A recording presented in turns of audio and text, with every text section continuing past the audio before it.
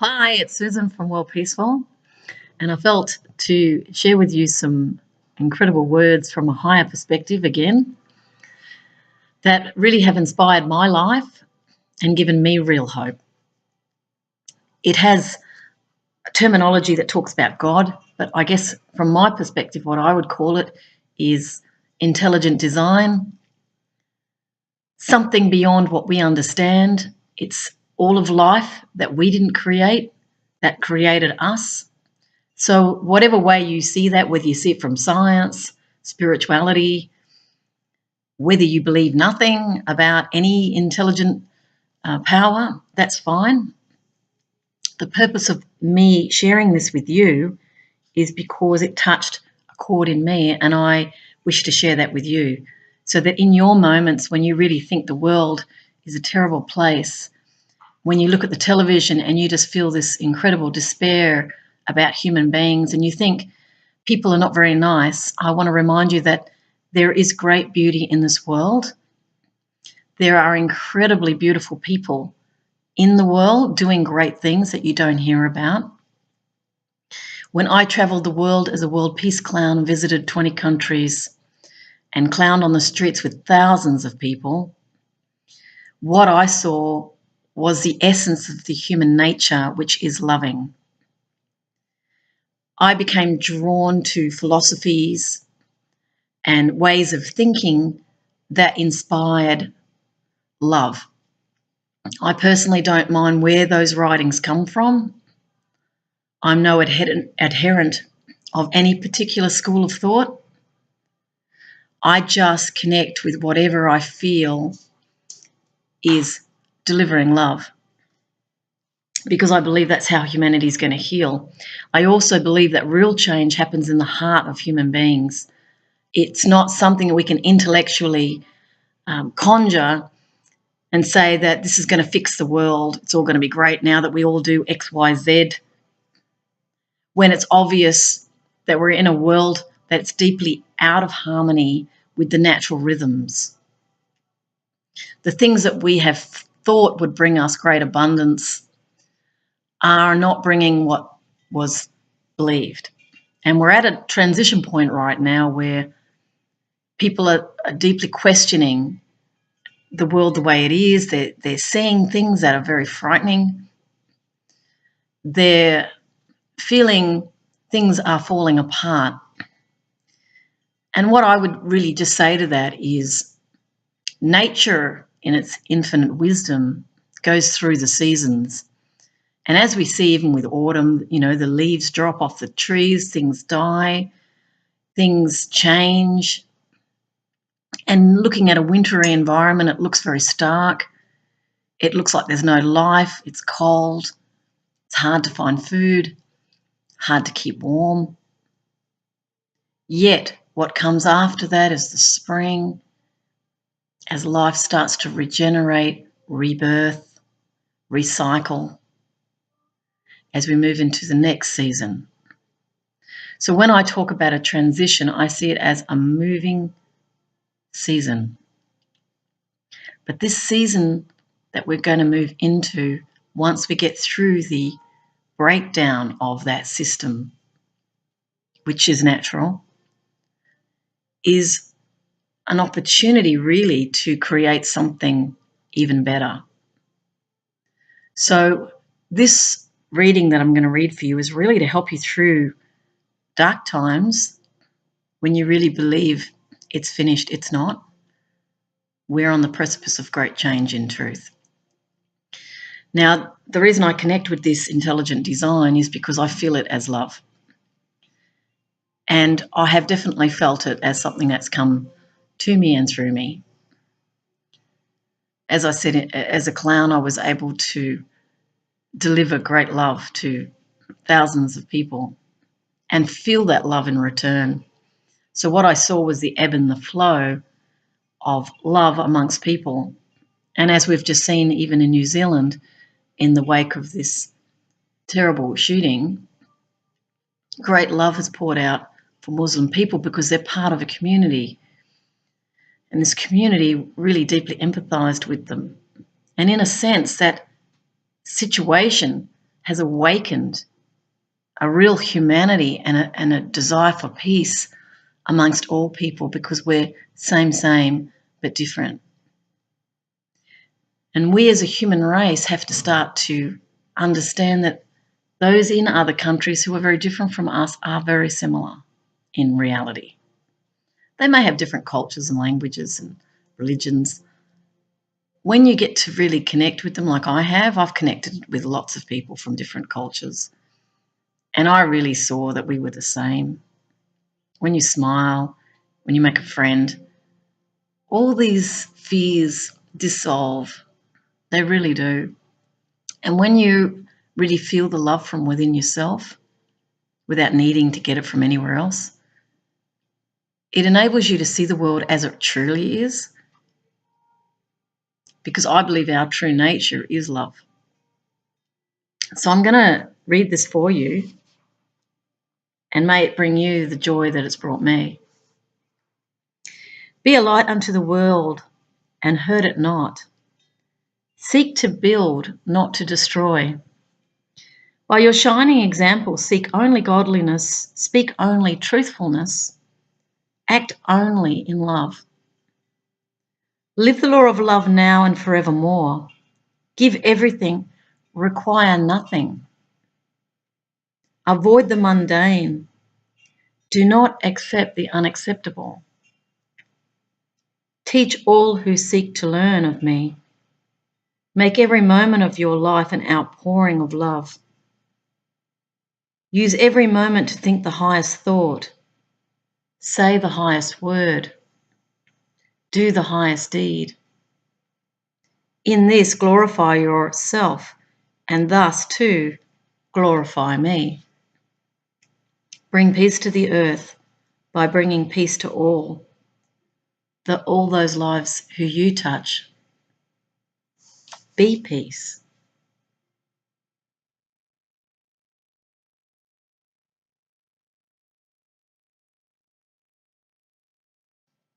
Feel and express in every moment your divine connection with the all, and with every person, place, and thing.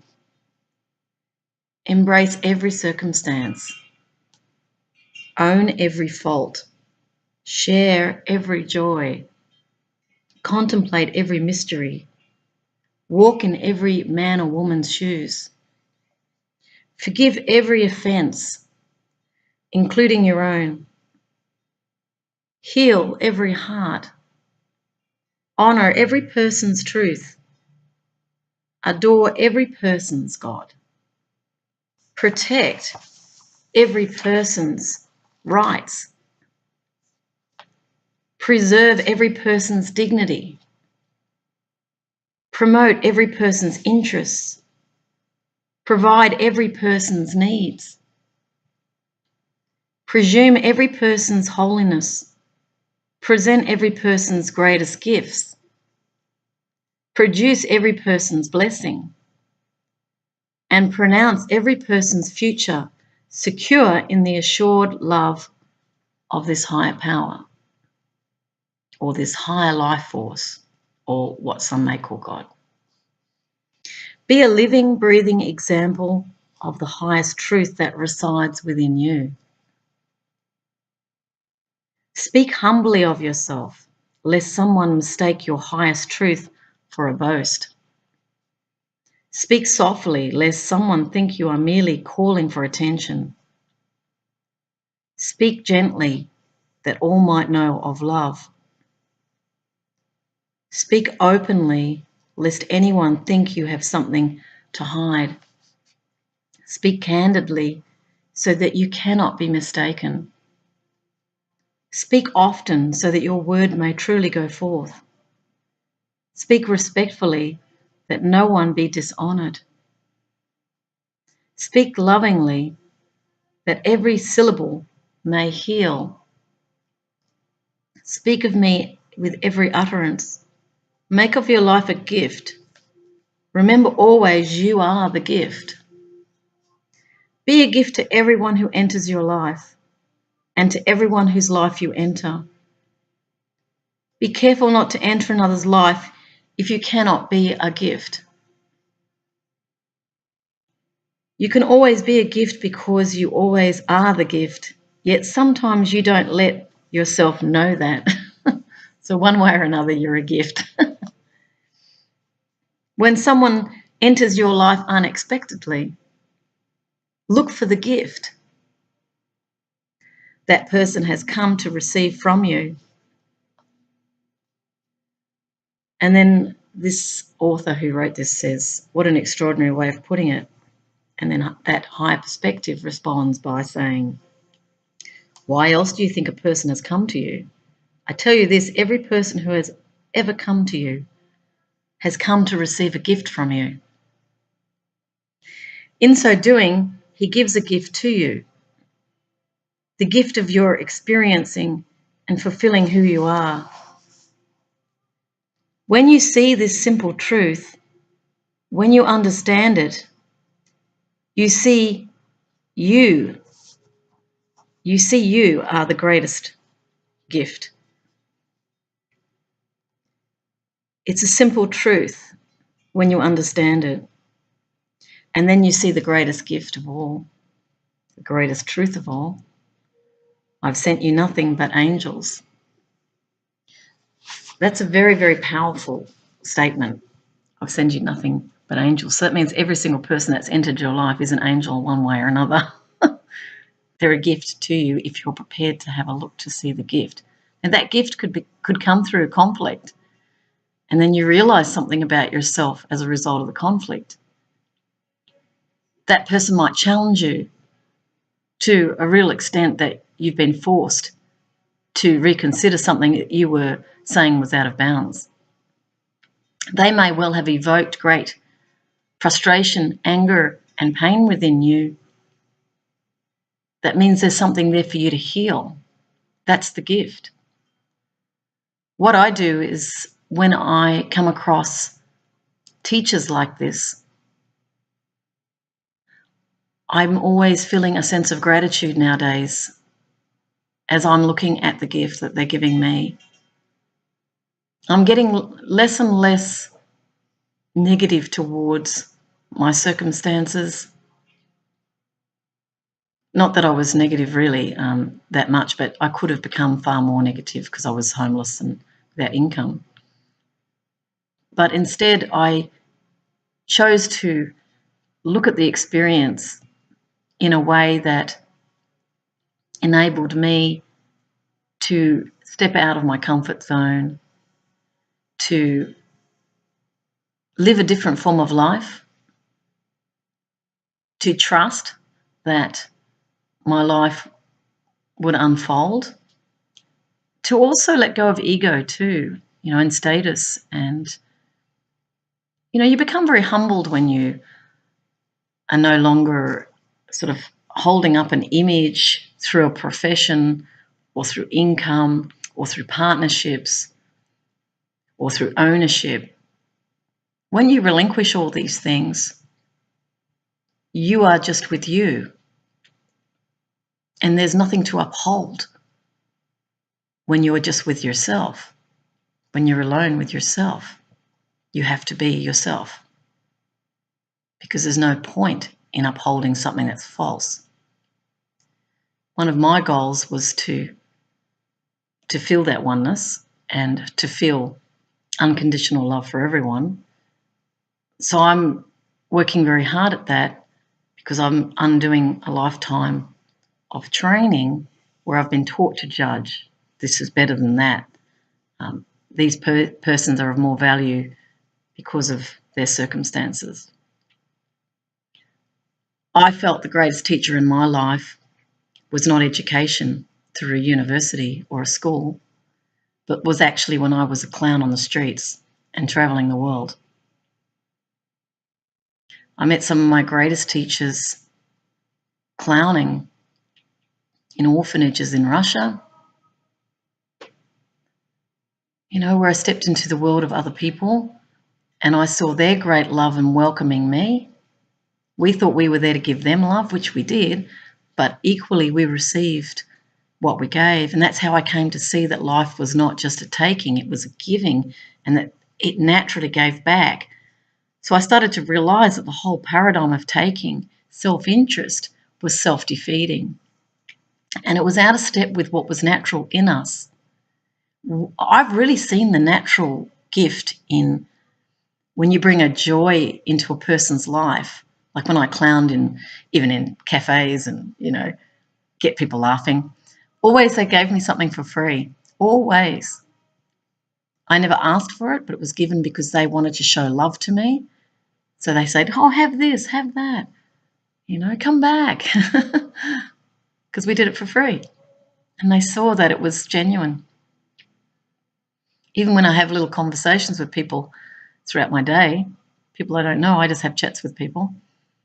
Because I feel this love for them, always I feel as if they're my friend. It's like I feel no shyness in speaking to them. And even if someone did respond in a way that was going, oh, well, I just allow that to move on, the situation to move on. I don't worry. They don't have to show up the way I think. And I know that some people may not trust someone coming up and being friendly. But for the most part, I would say 9 out of 10 cases, people are really responsive and very keen to have a chat, and they have a laugh with you, and you just sort of have a little bit of an exchange, and then you move. So they're left uplifted, and I love that. When I see that they've laughed and they've connected, to me there's nothing more beautiful. It's like I'm making love, I have to say. That's how I felt it. And even as a clown, I felt that. I felt it was far greater.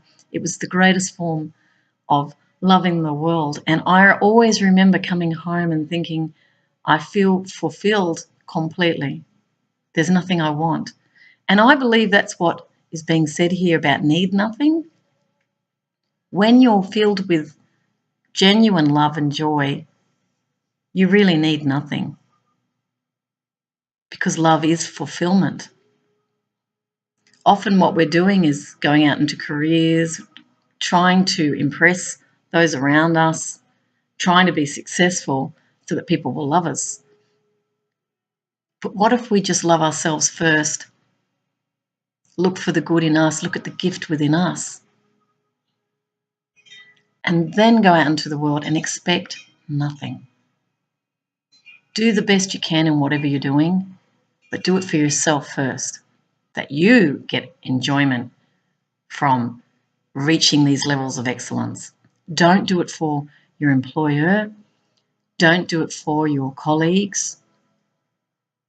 Don't do it for your family or your friends or partner. Do it for yourself. I always remember when I went to university for the first time, and I was 24, so I was a little bit older, and I didn't read. I didn't like reading. I didn't read my first book until I was 17. I've never been a reader. I'm more practical. I've probably been more sporty person, in actual fact. But I decided to do economics and marketing, two very challenging subjects. Marketing was probably easier for me. Economics was more challenging because it was maths-based. And because I'm not a natural reader, I had to really persevere at reading and taking notes, and I was very thorough. I treated it like a 9-to-5 job when I was at uni. Now, when I got through that 3-year degree, I was travelling back and forth, interestingly enough, on a motorbike. It's quite a big bike. It was a 550 CBX Honda. You look at me now and you go, you ride a motorbike? Yep. And it was a big bike. So I'd come up to the university and I'd have to quickly put it up on the centre stand so it didn't fall over because I couldn't pick it up. It was that heavy. It was my partner's bike, but he let me use it. And I remember going up to administration, and it was at Griffith University in Brisbane. And I had a leather jacket on and jeans, had my helmet on my arm, went up to the counter and I got my degree. I chose not to go to the graduation ceremony because I didn't want to wear the hats, and I didn't want the status. I didn't want to be above anyone. For me, I remember that was one of my greatest joys, was receiving that degree from an admin person, jumping back on my bike and heading home. It was an enormous achievement for me because I wasn't naturally good at maths, and I had tackled algebra and learned about macroeconomics, saw that I had vision for the world. Always I've had this impetus to serve the world, wanted to understand it. And in the marketing side, I learned these very deep business skills of strategy and what have you. But really I was thrilled, when I came home. And the other time, I'll just share one more thing with you that was a huge achievement for me. And that was when I travelled the world alone. That was back in 2010. And I chose to do it because I called myself a world peace clown. And I remember I had trouble generating income, but the miracle happened for me where I got one job and I was able to use the income from that to get a ticket to travel the world, to talk about peace, to be a clown on the streets. So I gave everything for free when I travelled, and I had just enough to live on for 6 months. I also couch surfed, stayed at people's homes that I didn't know as part of this network called couch surfing. You stay actually on a bed predominantly. Sometimes it is really a couch. And you meet the locals, and they show you their culture, their language. And I had the great opportunity to really connect with my world. That's why I'm into peace. It's like I love everyone. I don't mind what nationality they are or religion or anything. I'm very open. And I experience nothing but kindness from strangers. I wasn't attacked when I travelled. I went to places like Central and South America, Bangkok, throughout India. I went to Egypt, Carew. I went to lots of places. It was amazing. It was truly amazing. Went to the United States as well and had a great time, down to Mexico, etc., etc. But the experience that I was having was, as a clown, connecting with people non-verbally, but really sending a message of fun, that we're all one. And just finding myself going from place to place, and sometimes I didn't know where I was staying, and just something would come. And this is how I learned to step out without having, in a sense, a safe platform to put my feet on.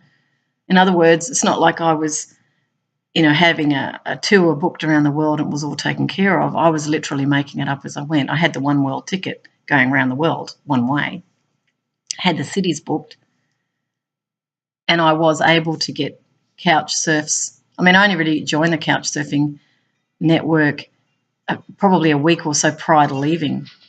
So it was really a miracle itself. And I always found somewhere to stay. And if there were gaps in between getting a host, I simply, found a hostel or a little hotel. And I just found that I had enough.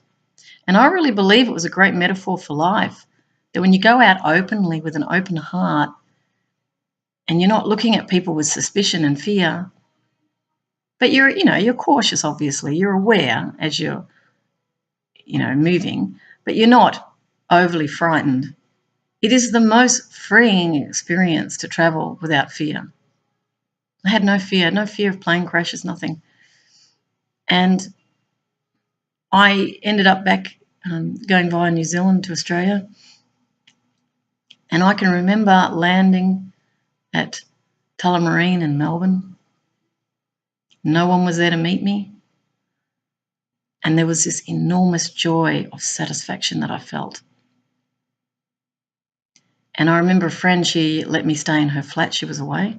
So I just made my way to the city, had a coffee there, felt the joy, went to her place. I was alone. And I remember crying when I got there. I just cried with joy and this feeling, this huge feeling of accomplishment, that I'd travelled the world for 6 months alone, and that I had sent out so much love into the world, and that I had mirrored back to me the most extraordinary world of beautiful, beautiful people. And that is deeply etched in my heart forever.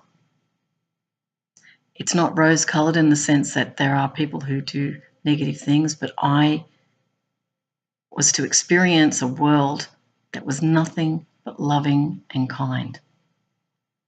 And I do not regret for 1 second having the courage to step out with trust like I did.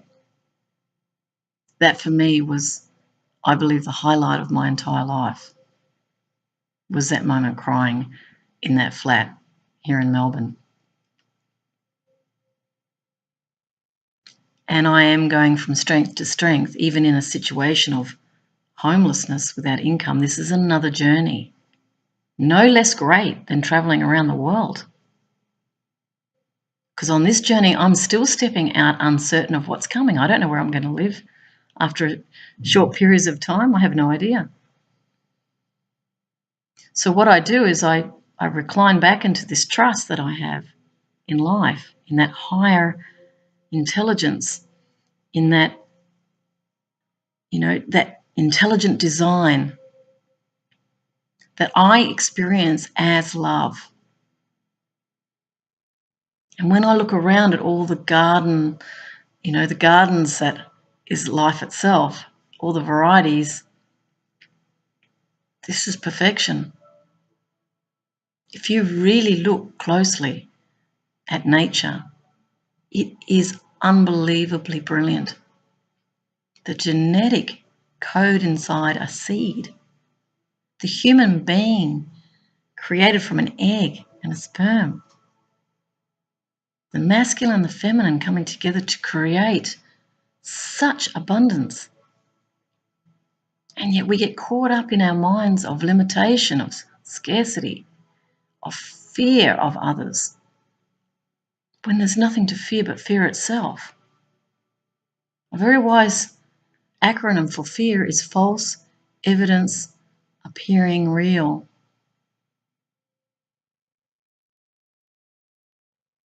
Or you could say feel enjoyment and rise. I felt enjoyment and I rose. And whenever I do that, whenever I step out of my comfort zone, great things happen to me. I do believe that the purpose of this experience that I've had, and these very many experiences that I've had, was for me to become an independent person, to not make myself dependent on others, to trust that life is abundant, and I experience that life is abundant, and to keep interested in the things that I love, which is that piece of writing I just read for you. That's what I love. And that's what I'm striving for, is to live a life of unconditional love. It's not always easy because we keep slipping back and we keep having expectations that things should be different. And we get frustrated because we want it to be faster. But I really believe you have to sit back and just trust and go with the flow of the life. It might take you down a pathway that you don't expect. Now, if you fight that and say, I should be this direction, you're going to get very annoyed and it's going to make you quite negative and angry. What if you could just say that, okay, life seems to be moving me this way, let's just go with it and see where it takes me. Maybe it's not towards the university to get the degree and the great job which pays well. Maybe it's actually to struggle in another way, maybe in a job that you think is not that great, but you may meet the most extraordinary people who change your life. What's more important is the experience of life. It's not what you have, it's cultivating who you are. And that only can happen through experiences. And the more experiences you invite, the more you overcome your fears, because you start to face more and more and more, and you start to realize you're very resilient. And that these trials and tribulations you've had are actually very much developing the strength within you. So they're not a bad thing. They actually make you stronger. What do they say? What doesn't break you makes you stronger. It's true. So yes, you might go through some difficulties, might go through 10 years of difficulties. I certainly did. But I'm still the same person. And if anything, I think I'm more loving than I've ever been, because I didn't hold on to the anger. I just let it go. And I understood that people were acting out of their model of the world. They may not see the world as I see the world. They might think it's all about their interests, not sharing the interests. They might judge me from a perspective that they believe is absolutely right, and yet miss the fact that they were not right, that there was another side to that story, and that they could have handled it in a different way. But the truth of the matter is they handle it the way that they understood, coming out of their own model of the world, which is different from mine. So these are the differences that clash it up. And then we can divide into us against them. We don't want that. We have to become wiser and start to put ourselves, that's why we say in conflict resolution, stand in someone else's shoes, feel their feelings, imagine what it's like to be them. This is how you build empathy. And what empathy is kind of a joining. You're joining, you're accepting that difference and saying, well, if I was in your situation, I'd probably be similar. Perhaps if you're in my situation, you would be similar. And so empathy ensures that I reach out to you, and that if you're feeling empathy, you will reach back. If you believe that you have to be very stubborn and stuck in a certain perspective and that you're right and there is no way you're going to accept any different perspective because you might think it weakens your position, for the moment that might be where you need to be until life wears you down, because ultimately we have to lighten up, we will shift and change. The growing in the human condition is really about assimilating those differences and moving to bigger and bigger and greater things, because you're getting a bit more confidence to try new things. If you stay rigid and set in your ways and unprepared to change because you think that's going to upset your sense of comfort, you miss out on this incredibly dynamic life, which is like a smorgasbord, inviting you to try new things, to create new tastes, to smell new spices, to sing different songs. Because life is about experience. It's not about how much you know, it's about how much you are open to experiencing. I learned that very young, and that's why I became a world peace clown. That's why I opened my life to travelling the world, to travelling Australia. And in the experience I'm having now is because I'm interested in the experiences. I'm learning wisdom. So with that, be a light unto the world, a light unto the world. Be that. Be the candle and shine your light so that others may be inspired by your beautiful message. Every single person is great. It was Dr. Patch Adams who told me this in Russia. I believe we're in St. Petersburg at the time. He goes, everybody is great. Now get to work. I'll leave you with that. Much love. Bye.